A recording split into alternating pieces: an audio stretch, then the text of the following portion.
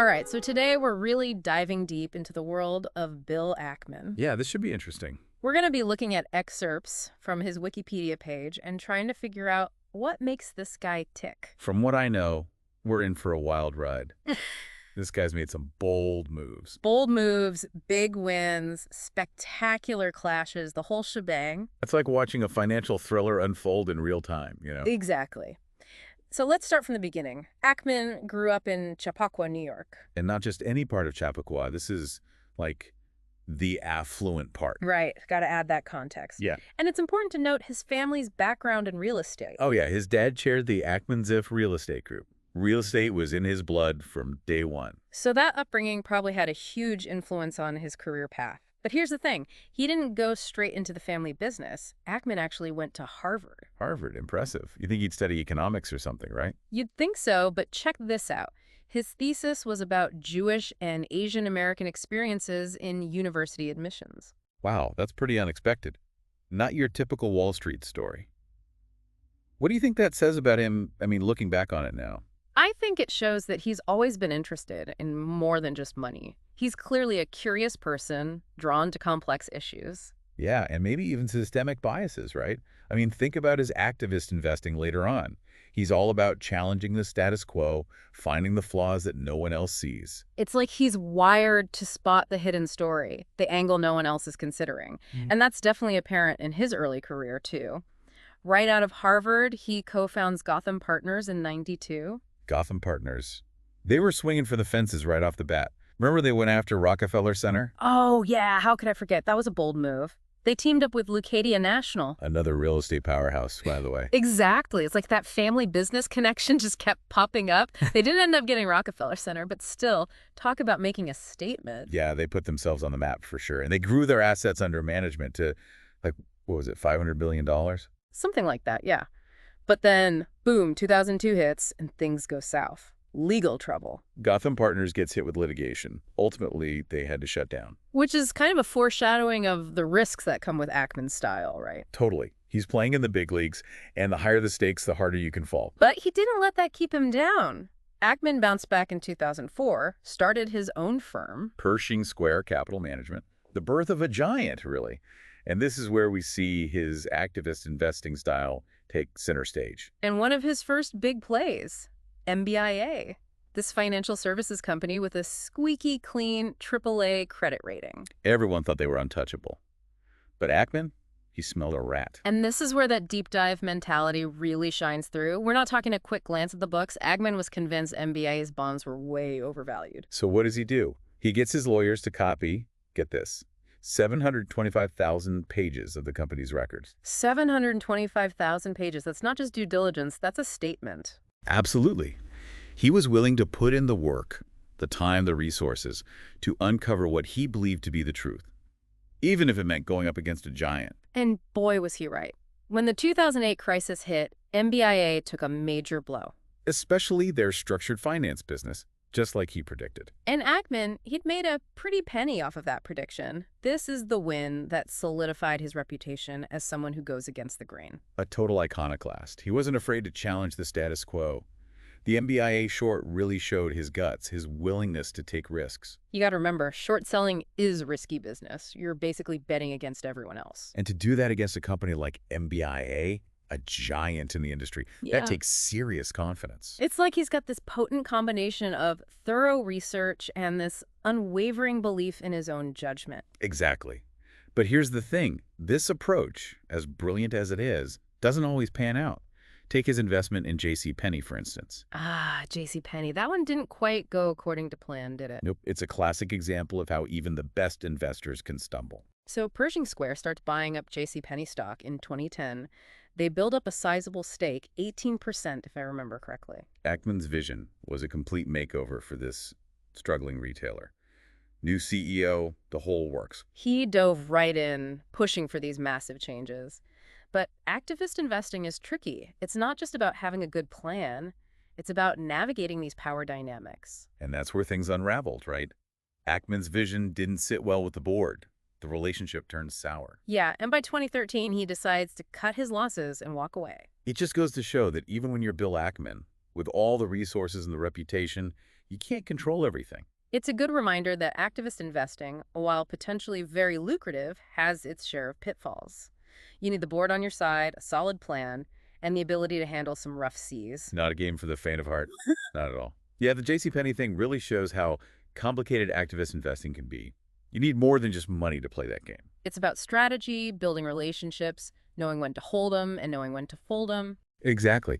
And it reminds us that even the best investors, they hit bumps in the road. But Ackman, he's known for bouncing back. And nothing proves that more than his battle with Herbalife. Now, that was a wild ride. Oh yeah, Herbalife. That became his white whale for a while. It turned into this huge saga. A real clash of the titans, Ackman versus Carl Icahn. And remember, they had a history even before this. Oh, right. Back in the early 2000s with that whole Hollywood realty deal. It's like round two for these guys. Okay. And their first match was no walk in the park. The rivalry is legendary. Remember that schmuck insurance thing back in 2003? What could I forget? That was classic. Icahn bets against Ackman, ends up owing millions, and then refuses to pay. It was a whole thing, dragged on in court for, what was it, 8 years? Something like that. And Ackman, he came out on top. So you can imagine the stakes were already sky high when Ackman sets his sights on Herbalife in 2012. He goes public, calls them a pyramid scheme, and drops $1 billion short on their stock. Talk about a power move. And he doesn't just short it. He launches this whole campaign against them. A $50 million PR blitz. Presentations, interviews. He even went to Congress to make his case. He was going all in. Ackman was totally convinced that Herbalife was unsustainable, even exploitative. He was saying their distributors, a lot of them from low-income backgrounds, were getting misled, losing money. He even made that documentary, Betting on Zero, remember that? Huh. Trying to show everyone what he saw as the truth behind Herbalife. It was like watching a documentary series in real time. The whole thing was so dramatic. But then you've got Carl Icahn, never one to back down. Right? Oh, no way. Icahn becomes Herbalife's biggest cheerleader, buys up a ton of stock, publicly fights back against everything Ackman's saying. And the media, they ate it up. Every time one of them said something, the other one would fire back. It was relentless. And then there was that CNBC interview. Oh, man, that was TV gold. Ackman and Icahn going at it live on air. You could practically feel the tension through the screen. It was wild. But all that drama, it kind of backfired on Ackman. Because instead of Herbalife's stock tanking like he predicted, it went up. Yeah. Talk about adding insult to injury. All that pressure on his short position. And Ackman, stubborn as ever, he wouldn't budge. He dug in his heels.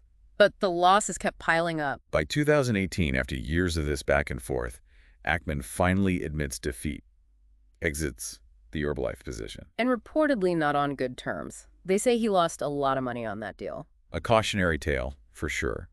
Even with all the conviction in the world, even when you're Bill Ackman. The market, it does what it wants.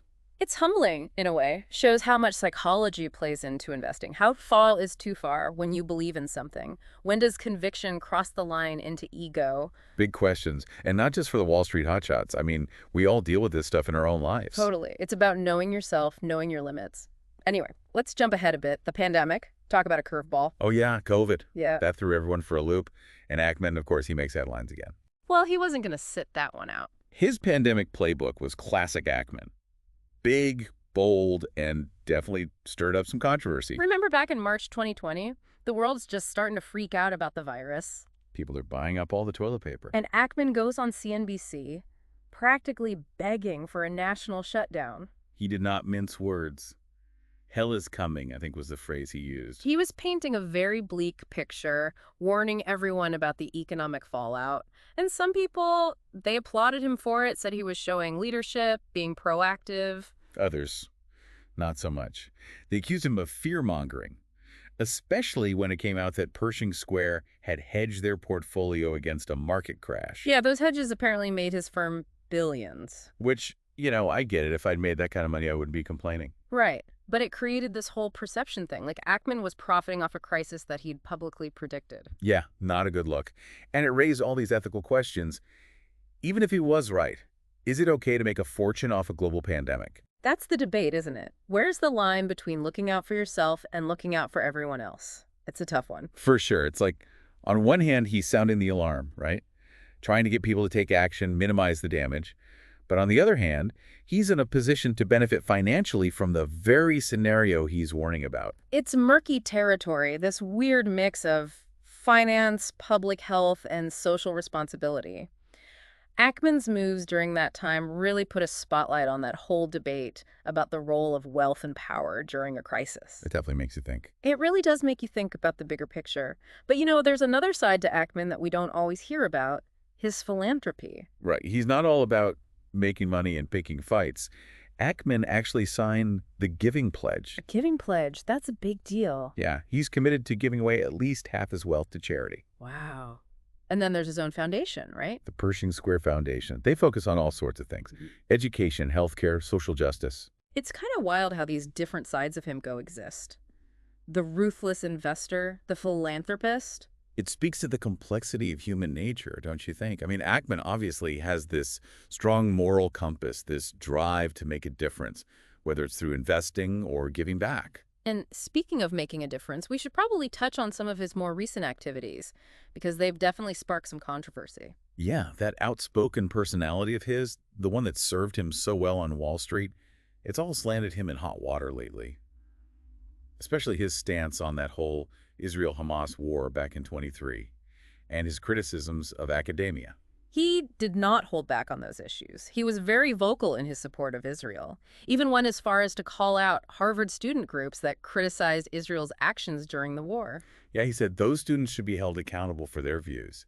He even suggested it could hurt their careers down the line. Which obviously blew up in his face. People accused him of trying to silence dissent, punish students for having different opinions. It became this whole debate about free speech on campus and the influence of wealthy donors. Should they have that much power? It's a slippery slope. And it wasn't just students he was going after.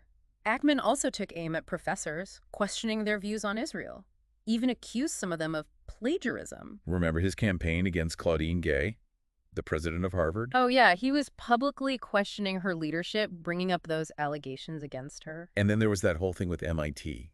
After those plagiarism accusations against his wife, Neri Oxman, he basically called for a review of the entire MIT faculty. Talk about a power move. It's like he sees these battles as extensions of his activist investing.